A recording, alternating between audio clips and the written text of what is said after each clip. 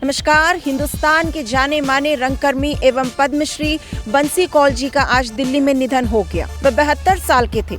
वह पिछले काफी समय से अस्वस्थ चल रहे थे। ऐसे समय कैफी आजमी जी की चंद लाइनें याद आती हैं। रहने को सदा दहर में आता नहीं कोई, तुम जैसे गए ऐसा भी जाता नहीं कोई।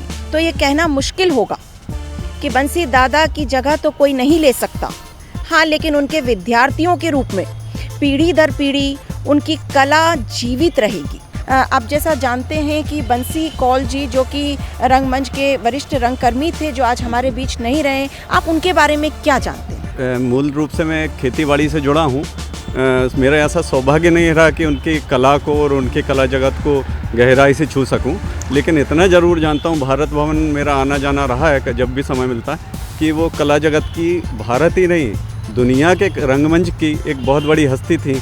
और मेरे पास उचित शब्द नहीं है कि कैसे क्षति पूर्ति करेगा ईश्वर, ये बता सकूं। और मुझे लगता है कि एक लंबे कई दशकों के एक रंगमंच के दुनिया के एक अध्याय का विराम हुआ है। मेरे सामने इस वक्त मौजूद हैं आलोक चटर्जी जी, जो कि MPSD के डायरेक्टर हैं और NSD से गोल्ड मेडलिस्ट है। मैं आपकी बात उनसे करवाऊंगी। सर नमस्कार।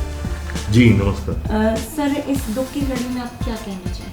हम सारे रंगकर्मियों के लिए तो एक बहुत ही अजीब सा दिन है, जब हमने अपने वरिष्ठ मार्गदर्शक को खोया है, फिलोसोफर को खोया है, अपने एक सीनियर डायरेक्टर को खोया है, टीचर को खोया है, और एक ऐसे आदमी को खोया है जो हमारी ज़िंदगी में 30-32 साल से जुड़े हुए। मतलब जब मैं 19 साल का था तब उनसे मिला था, आज मैं 60 साल का हूँ। तो this much of long togetherness, उसमें एक बड़े भाई छोटे भाई का संबंध भी है, एक सीनियर जूनियर होने का संबंध भी है, एक NSD वाले जूनियर सीनियर होने का संबंध भी है, और एक ऐसे व्यक्ति के बारे में भी है जिसने हमको कुंवारेपन से शादीशुदा होने तक और फिर बाप बनने तक देखा, और वो इस पूरी यात्रा में हमारे साथ जुड़ा रहा।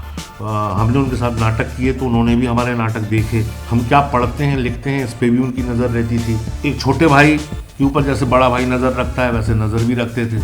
मध्य प्रदेश और पूरे देश के लिए ये एक अपूर्णीय क्षति है बंसी कौल जी का चला जाना, क्योंकि बंसी कौल अपनी पीढ़ी के सर्वाधिक वैगाबॉन्ड थिएटर डायरेक्टर्स में से रहे हैं। कश्मीर से कन्याकुमारी तक और गुजरात से बंगाल तक शायद ही कोई शहर होगा जहां बंसी कौल साहब ने नाटक ना किए हों, प्लेट ना डायरेक्ट किए हों। यूनिवर्सिटी में, स्लम एरिया में, मेलों में, इवेंट मैनेजमेंट में उन्होंने अपने आप को हर तरह से प्रेजेंट किया। थिएटर में जो उन्होंने क्लाउन स्टाइल को, रंग विदूषक शैली को प्रस्तुत किया, उस शैली को बहुत महत्ता दी जाती है आधुनिक थिएटर में, क्योंकि रियलिस्टिक थिएटर या नुक्कड़ नाटक या म्यूजिकल नाटक या फोक नाटक बहुत सालों से हमारे यहाँ हो रहे हैं। पर बंसी जी ने लाए कि कुछ इस तरह का, कुछ इस फॉर्मेट के नाटक तैयार किए जाएं कि कोई ज़रूरी नहीं कि आदमी अपनी टांगों पे चल के आ रहा है। हो सकता है 4 आदमी उसको उठा के ला रहे हो और वह लेटा है, या हो सकता है कि कोई आदमी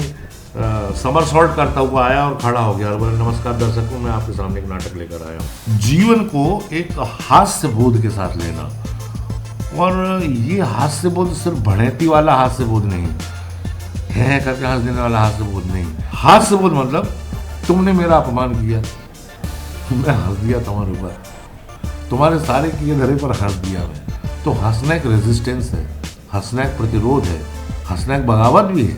हंसना अपने अभावों की पूर्ति भी है कि आज ब्रेड बटर ना सही, थोड़ा तेल लगा के रोटी खा लेते हैं। तो एक जो जीवन के अभाव को भी एक सुविधा में जी लेना, और जीवन को इस तरह से देखना जैसे वो बहुत कलरफुल हो, जैसे वो बहुत उत्सवधर्मी हो। बंसी जी अक्सर कहते थे कि भारतीय रंगमंच वेस्टर्न रंगमंच नहीं है जो ट्रेजेडी पे टिका हो, यहाँ तो मृत्यु भी एक उत्सव है, क्योंकि पुनर्जीवन की एक कामना व्यक्ति के अंदर है, रीइंकार्नेशन की बात है, पुनर्जन्म की बात है। तो बच्चे के पैदा होने से लेकर किसी के मरघट जाने तक संगीत है, कि बच्चा पैदा होता है तो संगीत है, मरघट जा रहे हैं तो संगीत है, खेत में धान बो रहे हैं तो संगीत है, और सड़क पे डामर बिछा रहे हैं तो कोई गाना गा रहे हैं, और रात को जो है देसी शराब पी के टोले में बैठ के अलाव जला के गाना गा रहे हैं। तो गाना और हंसना भारतीय आदमी की 2 मूल प्रवृत्तियां हैं।